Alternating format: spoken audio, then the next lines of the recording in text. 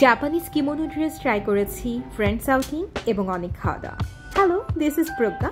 আজকে আমরা এসেছি একটা রেস্টুরেন্টে। আগের ব্লগে তোমরা দেখতে পেয়েছো জাপানিজ কালচারাল একটা ফেস্টে এসেছি এবং মাঝে ব্রেক ছিল। তারপর আমরা পাশেই ছিল গ্রিডেল, আমরা সেই রেস্টুরেন্টে চলে আসি এবং গ্রিডেল থেকে আমরা কিছু অর্ডার করেছি।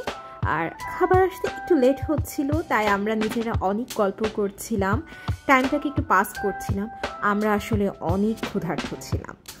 তারপর এখানে আমি এবং রিমি খুবই ইম্পর্টেন্ট দিয়ে একটা কিছু দেখছিলাম। কি দেখছিলাম আই ডোন্ট রিমেম্বার।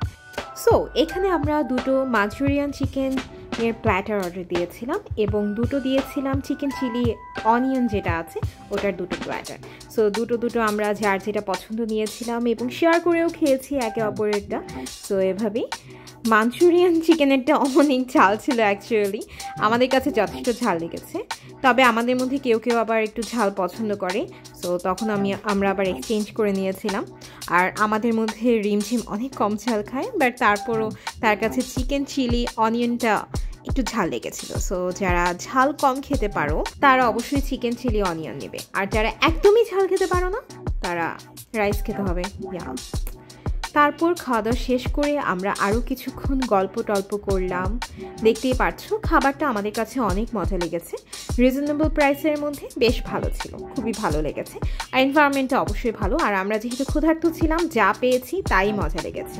খাওয়া দাওয়া শেষ, গল্প স্বল্প শেষ, আমি আর রিমঝিম একটু রেডি হয়ে নিচ্ছিলাম। দেন আমরা এই তো রওনা দিয়ে দিয়েছি, কারণ ব্রেকের পরে আমাদের ওখানে কসপ্লে শো ছিল এবং আরও অনেক কিছু ছিল। তারা একটা গেম দিবে, সো ওই গেমটাও ছিল ব্রেকের পর, সেজন্য আমরা খুব দ্রুতই যাচ্ছিলাম। তবে মাঝপথে সুমিস হটকেকের দোকান দেখা দিল এবং মিনার তো থেমে গেছে, কারণ হি লাভস দিস ডেজার্ট। আমরাও পছন্দ করি, আমরা সবাই মিলেই ট্রাই করেছি অ্যাকচুয়ালি। তারপর দেখতে পাচ্ছো আমরা চলে এসেছি আবারও সেই ফেস্টে এবং এসেই সবার প্রথমে আমরা লাইনে দাঁড়িয়েছি কিমোনো ড্রেস পরার জন্য। সো একে একে আমরা সবাই পরছিলাম। এই কিমোনো ড্রেস পরে আমরা অনেক ছবি তুলেছি, আর ড্রেসটা একটু ভিন্ন ছিল তো তাই আমরা খুবই এনজয় করছিলাম যে কীভাবে পরাই দিচ্ছে, মানে একটু অন্যরকমই লাগছিল। একে একে আমরা সবাই পরেছি এবং ছবি তুলেছি। এই যে এখানে আমাকেও পরিয়ে দিচ্ছে। আমাদের মেয়েদের ড্রেসগুলো একটু অন্যরকম ছিল, পিছে একটা বো ছিল, তবে ছেলেদের ড্রেসে বোটা ছিল না।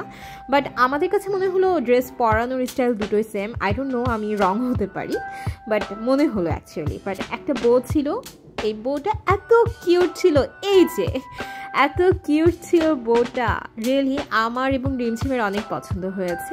আর এখানে রিমঝিমকেও পরানো হচ্ছে, তার বউটা না আরও অনেক সুন্দর ছিল। একটা বড় বউ ছিল পিঙ্ক কালারের, দেখতে খুবই ভালো লাগছিল তার ড্রেসের সাথে।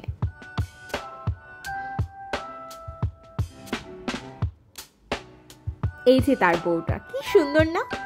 তারপর আমরা দুজনে অনেক ছবি তুলেছি, এই যে আমার ছবি এবং আমার আর রিমঝিমের ছবি, আমরা দুইজনে তো অনেক ছবি তুলেছি। আমরা চারজন ছবি তুলতে পারিনি, কারণ আমরা যখন ড্রেস পরছিলাম তারা তখন খুলে ফেলেছে, জাস্ট বিকজ এখানে লাইন ধরে আমাদের ড্রেস পরা লাগছিল। সো তারপর আমরা বেব্লেড খেলতে চলে এসেছি। এখানে মিনার এবং আবরার খেলেছিল, আমরা পরে আর খেলিনি, কারণ আমরা অনেক টায়ার্ড হয়ে গেছিলাম এবং এখানে অ্যাকচুয়ালি লাইন ধরা লাগতো, তাই আর করিনি। সো মিনার এখানে খেলছিল। অ্যান্ড দেন সবার লাস্টে আমরা যাবার পথে দেখলাম এখানে একটা স্কেচিং কম্পিটিশন হচ্ছে। সো ওখানে আমাদের রিমঝিম অবশ্যই দিয়েছে, সে দিবে না কেন, কারণ তার পেইন্টিং অনেক অনেক জোস হয়। সো বেসিক্যালি আমরা তাকে অনেকটা ফোর্স করে এখানে দিতে দিয়েছি। অ্যান্ড দেন গেস হোয়াট, এই কম্পিটিশনে সে প্রাইজও জিতেছে।